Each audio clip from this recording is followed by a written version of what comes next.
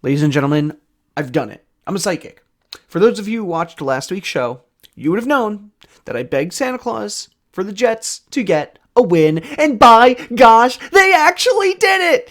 Now they just failed themselves out of the first overall pick, Trevor Lawrence. So, Jets can't even lose, right? Good afternoon and welcome to the podcast. I'm Nick Drago. Today on the show, we're going to talk about the Jets, because for some reason, they're the worst team in the NFL, but can seem to be the only thing that we want to talk about. Also, we got to talk about the NHL, which is coming back, and I'll tell you when. And one of the Lakers got a huge new deal, and it's not Anthony Davis. Stick with us, friends, because sports starts now.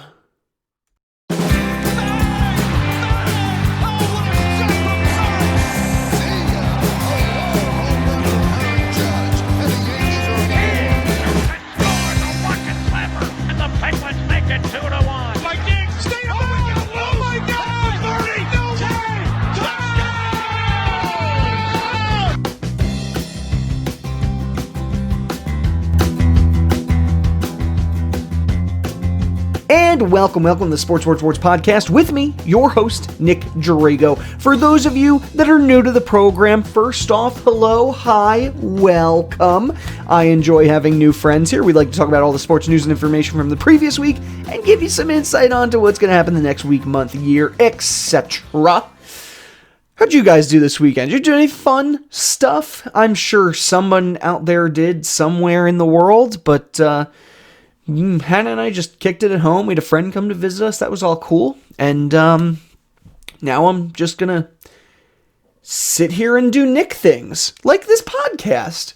Beyond that, I don't know. Did you guys have fun? Christmas is right around the corner. Ho, ho, ho, and a bottle of rum. That's how that goes, right? Did you guys get your Christmas shopping done? I'm so close, and by so close, I'm not even close. I'm going to go out like Christmas Eve and just buy everything. I'm just kidding. We're good. We're all good on this end. Mostly. Hannah did most of the shopping. I just kind of agreed. All right, friends. Well, should we talk about sports? I think we should talk about sports. By the way, if you like what you hear on the show today, you can find me on all your favorite podcasting apps, including Twitter, SoundCloud, YouTube, and the Facebook. And you can also email me directly, sports3xpodcast@gmail.com. Again, sports3xpodcast@gmail.com. Before we do anything, can we talk about Lamar Jackson last week? Now, listen, I'm sure all of us have been in a situation before where we've just really had to poop. And we can, listen, we're all friends here. We can be honest. Everybody poops. It's that stuff that comes out of you. It's all totally fine. But Lamar Jackson mysteriously had to leave the field for undisclosed reasons. This was on was this Monday night? I think this was the Sunday night game. And apparently he was kind of like giving a little dance on his way to the bathroom. Anyway, sorry, I hit my desk there. Overarching theory is that he just really had to go, but he won't admit it. Did not admit it in the press conference when somebody point blank asked him, "Did you have to poop?" And he wouldn't say. I got to give him some credit for holding on to the lie, but honestly, it's fine, Lamar. We all do it, man. In fact, I wonder if he felt lighter after doing that. I don't know. All right, let's talk about this week's games. The Chargers got a win over the Raiders on Thursday Night Football in overtime. It's actually a pretty exciting game. Herbert with 314 yards and 2 touchdowns. The Bills played a Saturday night game against the Broncos, 48-19. The biggest thing here is that the Bills clinch the division. Good for them. I hate them right now. Hate them, but it's better than the Patriots, to be honest. Panthers, they lost to the Packers 24-16. Not a great day if your name is Aaron Rodgers. 143 yards and 1 touchdown. But man, oh man, did Aaron Jones show his stuff. 145 yards on only 3 receptions. That's pretty impressive. All right, moving on. Texans lost to the Colts 27-20. The Titans got a big win over the Lions, much needed, 46-25. Bears got a win over the Vikings, 33-27. Vikings just, oh my God, they keep circling the drain. Seahawks got a win over the Washington football team, 20-15. Patriots lose to the Dolphins 22-12, and so it's highly impossible. I don't think they're officially eliminated, the Patriots, but I don't think they're getting into the playoffs at this point. Ravens beat the Jaguars 40-14. Bucks got a win over the Falcons 31-27.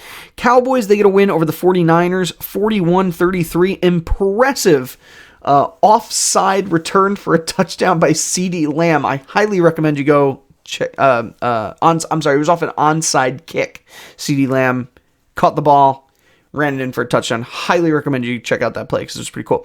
Cardinals get a win over the Eagles. Eagles actually kept it pretty close now that Jalen Hurts is the new quarterback. We're going to talk about that whole situation.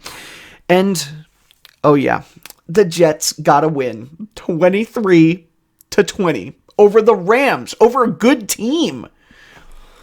Oh, they were this close to Trevor Lawrence, one of the best NFL prospects in probably since Andrew Luck, and here we are again, friends. The Jets screw it up. They just screw it up, and that's all it is to it. Jaguars are probably going to end up with him, and the Jets will end up with somebody obscure that we're going to forget about in 2 years. Chiefs got a win over the Saints 32-29. And then tonight's game, you have the Browns and the Giants. That should be fun. And then you have the Steelers taking on the Bengals. All right, let's take a look at those standings. Buffalo right now is on head in the AFC East. Like I said, they have clinched the division at 11-3. Miami is 9-5. New England, they are officially eliminated at 6-8, and the Jets are 1-13, not undefeated, not super defeated season, winless season, whatever we want to say. They got to win. Okay, great. Sorry, we'll move on, I promise. Pittsburgh, it clinched a playoff spot, not the division yet. They're 11-2, just 2 games ahead of Cleveland. Cleveland's 9-4. Baltimore's 9-5. Remember, Cleveland plays tonight against the Giants. That should be an interesting game. In the AFC South, Tennessee and Indianapolis are neck and neck. The Titans are ahead, but they're both 10-4. Titans have the tiebreaker here. And then Houston, Jacksonville both eliminated. Houston with 4 wins, Jacksonville with 1. In the AFC West, you have the Chiefs. They've already clinched that division at 13-1. Vegas, their playoff hopes are alive, but let's be honest, they have pooped the bed recently. But they're still alive. I think let's take a look at Vegas here. Can we see their schedule? Boop. Yeah, they lost their last 2 games, so we can start at that. They were 7-5 a few weeks ago. 2 opportune chances that they just totally blew it. So not that they were going to win the division from the Chiefs, but it's definitely harder for them to get the playoffs now. Who are their playoff teams if you're the AFC? You got Buffalo, Pittsburgh, Tennessee, Kansas City. Those are the obvious ones. Now, there are 3 wildcard teams. I keep forgetting this year, and I keep saying 2, but there's 3 wildcard teams. So Indianapolis would be the next wildcard team, and then I believe it would be Cleveland, and then either Baltimore or Miami at this point would be the other wildcard team. So that could be interesting stuff. I don't know. We'll see. In the NFC, Washington is still ahead in the NFC East. Giants play tonight, so they could end up tying. But Washington's 6-8. Giants are 5-8. Dallas is 5-9. Yeah, Dallas is in there too. And the Eagles are 4-9-1. This is probably the most interesting division for none of them. We'll probably have at least one team with a losing record, and I'd love to know which one it is, because this division is all over the place.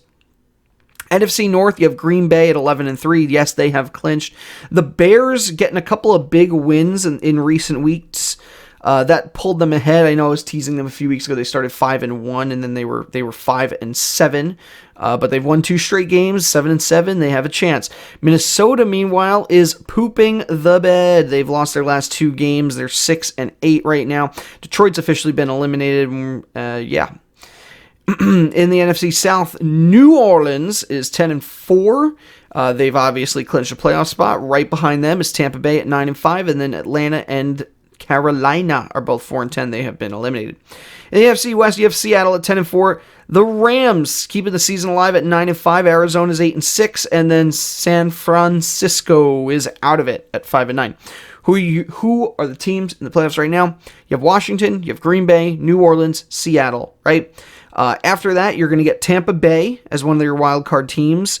The Rams are the other wild card team, and then right now would be the Arizona Cardinals would get in. So, yeah.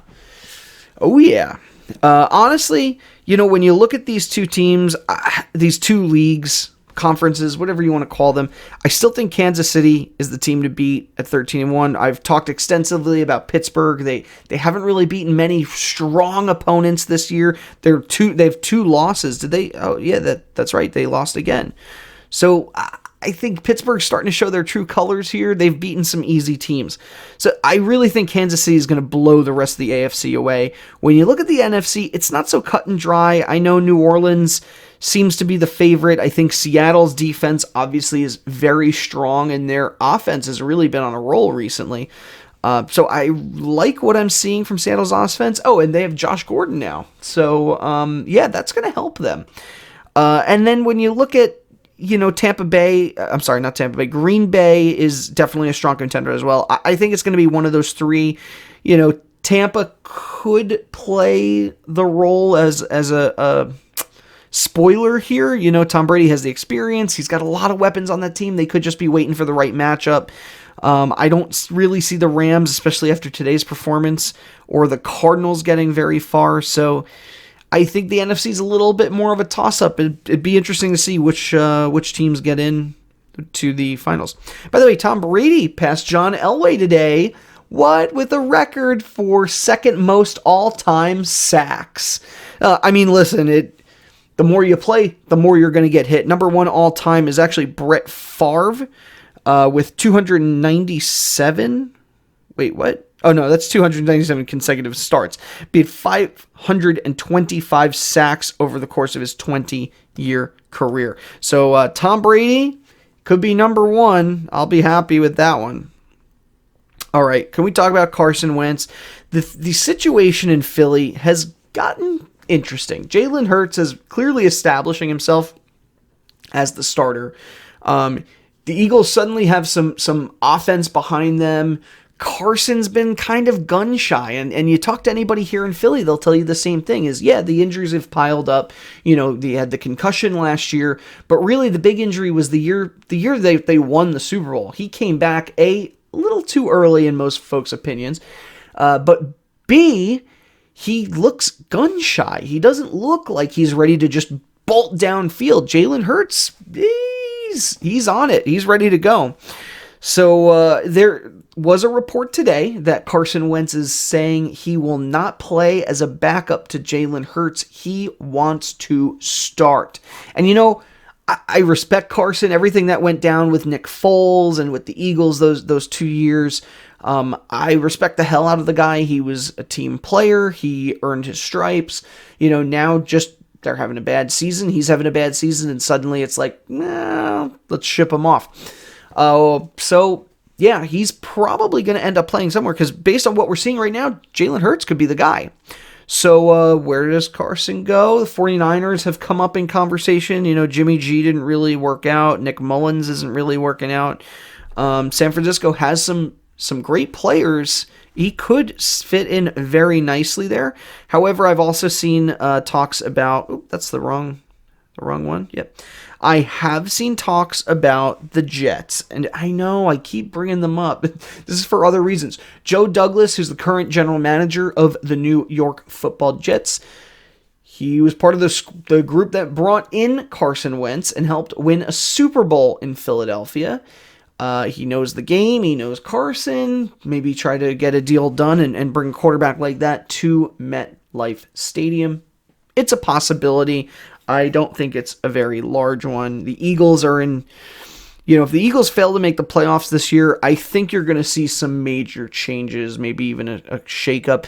So actually that leads us to our next topic here. I want to talk about the coaching carousel that's right around the corner. So a couple of these teams maybe have or have not fired their coach yet. This is from Yahoo Sports, but we're going to use their list here of job openings that have come up. They rank them based on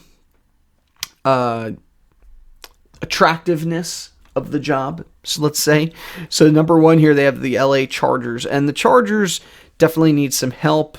Justin Herbert has shown flashes of greatness so far. He could be the future with the Chargers, or he may just be a great bridge player to get them through the next couple of years till maybe a real top contending quarterback shows up.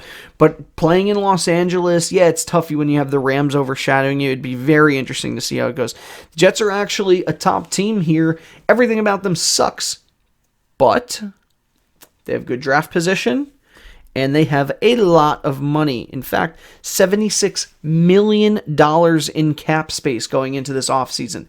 That's a lot, enough that they could rebuild this team, maybe turn it into a contender. What they have to do is recruit some good players, though. They struggled because their whole focus last season was offensive line, and let's be real, didn't help them all that much. But they were also not really grabbing some big, high-impact offensive linemen. All right, Houston Texans. The Texans definitely have a good position to be in, and you can thank Deshaun Watson for that. The guy is fantastic. I know he's hurting a little bit this year. Houston didn't look too great this year, but you have a team ready-made to win in Houston. I would love to see them actually progress to that next step. The Jags, actually, now that Trevor Lawrence is in the picture, the Jags could be an attractive target. Jacksonville is sort of in this weird rebuild mode right now, and you could center that all around Trevor Lawrence and go from there. It'd certainly be an attractive position for a coach. I don't know where to go with the Lions. I can't believe the Lions are actually on this list here. Wow. Okay. Well, the Lions, here's my problem is that you have Matt Stafford, right? Matt Stafford, for some reason, is still on this team. I really think they're going to try and trade him, or maybe they've already started shopping him around. But at some point in his career, he has to realize, you're not going anywhere with Detroit. It's the same reason why Calvin Johnson, well, that and injuries and whatnot, but the same reason why Calvin Johnson decided to step down at 30 years old. I don't think Detroit's going anywhere, but we'll see what happens. So, yeah, not really an attractive job in my eyes. Same with the Falcons is kind of tough because who knows what Matt Ryan's going to do. If you have Matt Ryan, hey, you have yourself a team, but it's hard to say whether or not they're going to keep him or move on. They do have Jones. Julio Jones he's fantastic. He's one of the best, but it's hard to say what they're going to do. And if they keep those guys, then yeah, you as a coach stepping in could certainly turn this team around. If they don't keep those guys, it should be interesting. The other names that came up here are the Bucks, the Eagles, the Bears. Depending on how this season shakes up, could determine who's coaching them next season. I don't think the Bucks will move away from Bruce Arians just yet. He's going to get them to the playoffs. It's a turnaround. No, it's not the phenomenal season they were expecting, but they're 9-5 right now. That's good enough for the time being. Eagles are a different story. I think if they fail to make the playoffs, I said it earlier, they could be making some changes, and Doug Peterson could be at the forefront. There's already talks about blaming him for a lot of the mishaps this season, the whole Carson Wentz debacle, so we'll kind of see what happens there. And the Bears, I don't know what the Bears are going to do. I don't understand that team. They either look really good or really bad, like make the playoffs and then fail in the double doink. Come on, everybody remembers the double doink. That was hilarious. All right. Oh, well, I have it up here. Here's some of Matt Stafford's stats. But 32 years old, The guy has thrown for over 44,000 yards, and touchdown-wise, 278 touchdowns in his lifespan. He is a pro bowler. He is a phenomenal player playing on a non-phenomenal team. All right, let's look at the NBA because it's coming back Tuesday, baby. I am so excited for this. First off, not only am I excited for the game for the NBA to come back, but the first two games are going to be Warriors-Nets and Clippers-Lakers. Clippers-Lakers should be obvious why that's significant, right? Two LA teams, both title contenders. That was the Western Conference Finals we were hoping for last year. But, LeBron, Anthony Davis versus Kawhi, Paul George. I kind of like it. And, of course, Tyronn Lue is going to be an interesting addition to this rivalry, being that he was LeBron's former coach in Cleveland. He has won a championship, so I'd love to see that game. But the Warriors-Nets, this could be interesting. So Kevin Durant obviously helped the Warriors win 2 championships, and now he plays for the Brooklyn Nets. He didn't play all of last season. Kyrie Irving skipped out on the bubble. And so you have 2 healthy Nets who looked really good together in preseason, playing a Warriors team that has a lot of question marks. Where is Steph Curry going? Is this going to be the same Warriors we're used to, or are they going to fall flat? It should be interesting to see. So keep your eyes peeled on those 2 games. And then Wednesday you have some other interesting ones. Heat and Magic, that should be fun. Knicks and Pacers. I know what you're thinking. Watch the Knicks, because they've looked really darn good in preseason. I mean, really good. Some of those guys they brought in, those new draft picks, I think the Knicks actually have a future. They playoff bound? Maybe not quite yet, but keep an eye on them. Bucks and Celtics, that's definitely a game you're going to want to see. They're probably the 2 top teams in the East. The Celtics sort of fell apart at the end of last year. Bucks just re-signed the Greek freak Giannis. He's going to be there another 5 years. And no, we didn't get a chance to talk about this yet, but that's some exciting stuff. He is going to be fired up. He wants to win with this team, and he wants this team to bring in some damn players for him to play around. Raptors Pelicans, that's another one. Zion Williamson will be on the court again, and the Raptors, meanwhile, they have probably one of the strongest rotations in the league, so I like what I'm seeing there. Thunder Rockets, there's always some implications. James Harden playing against his former team, blee blee, blah blah, blue blue. What else do we have here? Nuggets Kings, that's not too exciting. Trailblazers Jazz, that could be an interesting matchup. Dame Lillard. Yeah, I like it. And then Suns and Mavericks, another fun one. So those are the first batch of games you'll have coming your way.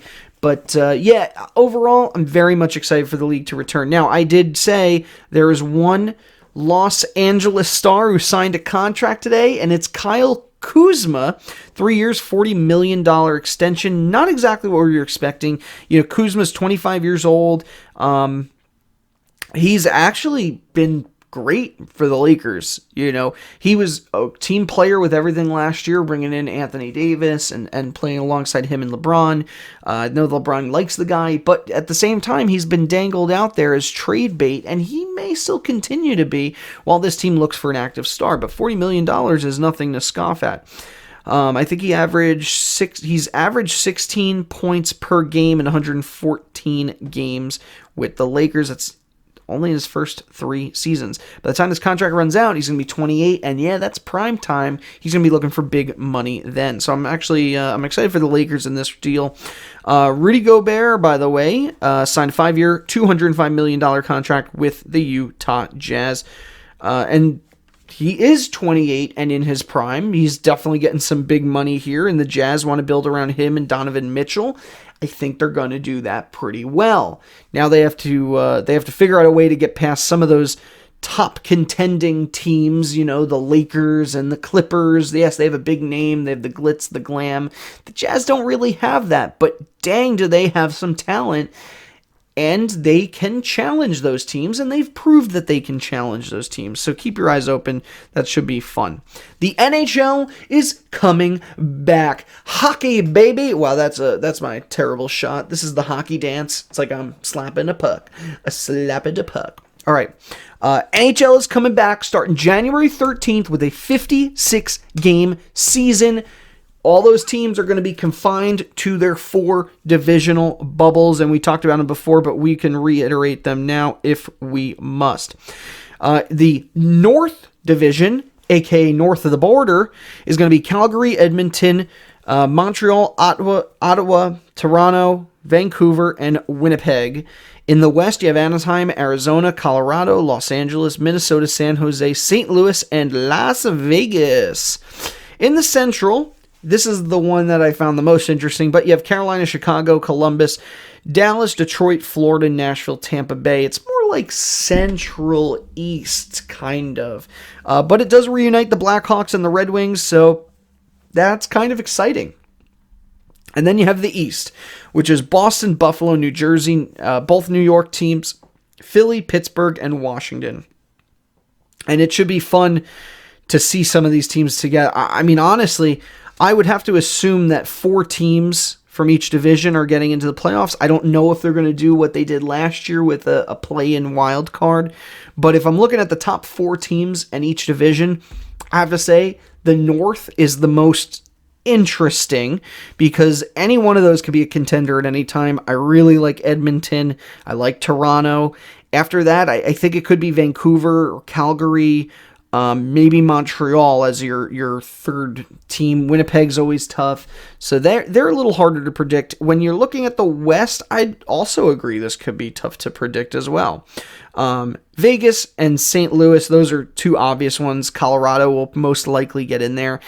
And then you could get, maybe, I don't even know. I don't even want to say, but like Arizona, maybe. This is going to be a tougher one to call too. The West always, the last few years, has had a lot of gridlock. It's not as predictable as the East has been. So to combine these divisions like this is kind of fun. I like what I'm looking at here. Then you have the Central, and the Central, again, this could be a hard one to predict. I wouldn't expect much from Chicago, Columbus, but Dallas is going to be in there.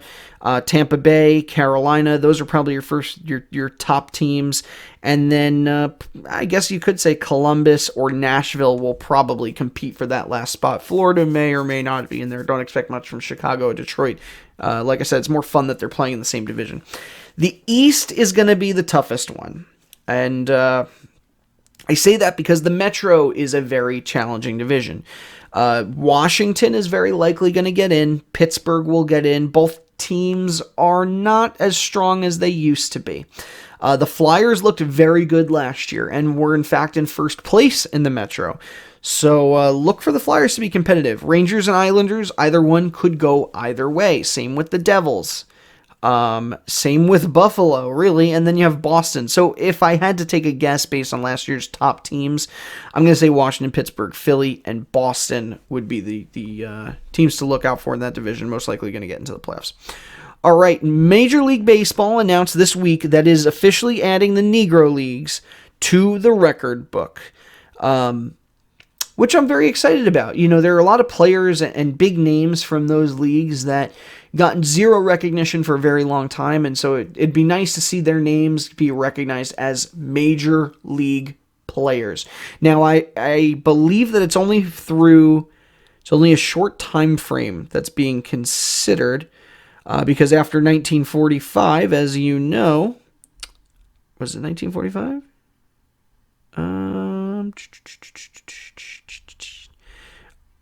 What year did Jackie Robinson break the color barrier? Well, as you know, at a certain point, the color barrier is broken, and those gentlemen could play in Major League Baseball. In what we at the time considered to be Major League Baseball. See, we have to rephrase how we talk about these things.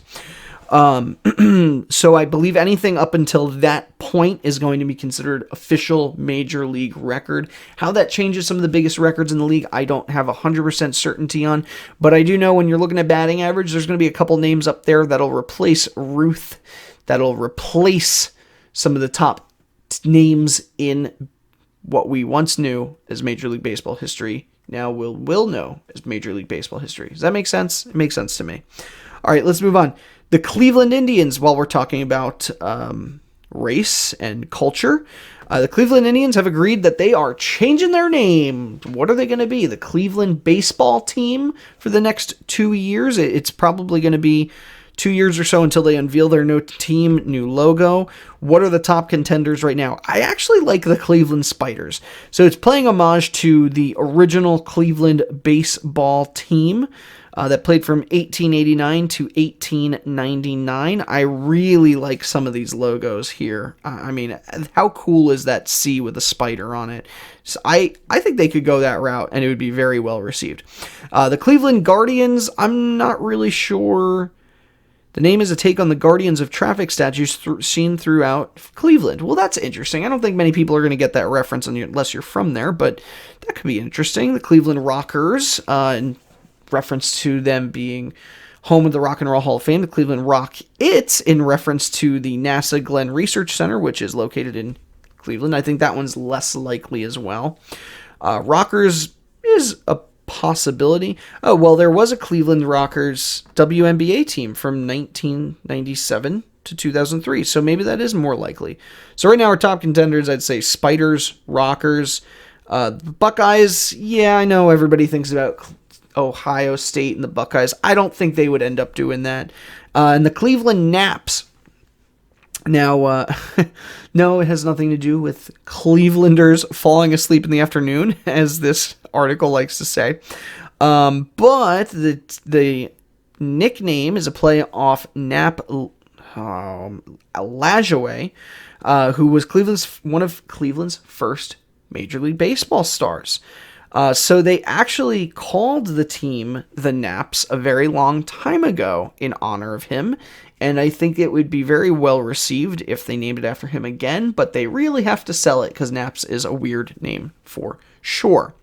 And then there's some honorable mentions, of course. Phil Hughes wanted to change the name to the Cleveland Midges. If you remember, Cleveland and New York in the playoffs a couple of years ago with Jabba Chamberlain and a whole lot of bugs.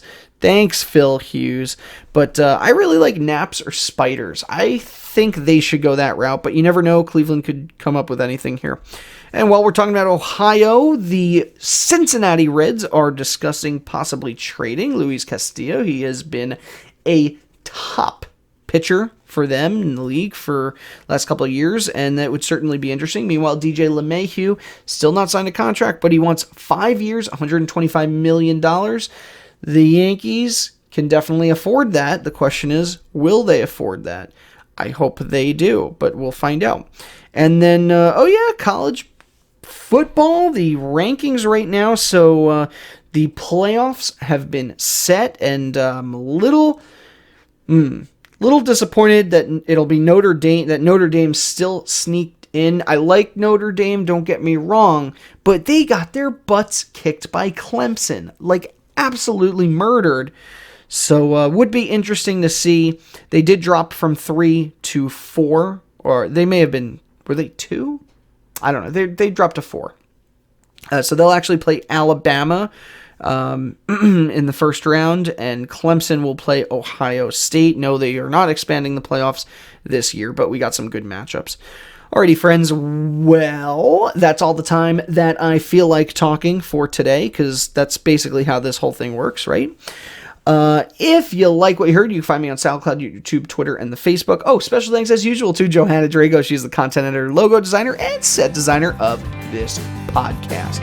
Also, the music you hear is a song called Golden Sunrise by Josh Woodward. A link to his website can be found in the show notes. Special thanks as usual to our social media warriors, Mary Kay and Gary Albert. They love listening every week. Joe Calabro, he always likes our stuff on Facebook. So, friends, thank you. And with that, find me on all those favorite apps of yours, and then you can like, comment, subscribe, tweet, bleep, deep, and dabbity-doop. I really have to do a Lamar Jackson take a poop. See, we can rhyme. That's how it works, right? Let me dance on over to the bathroom. All right, friends, thank you so much for joining me, and have a good Merry Christmas!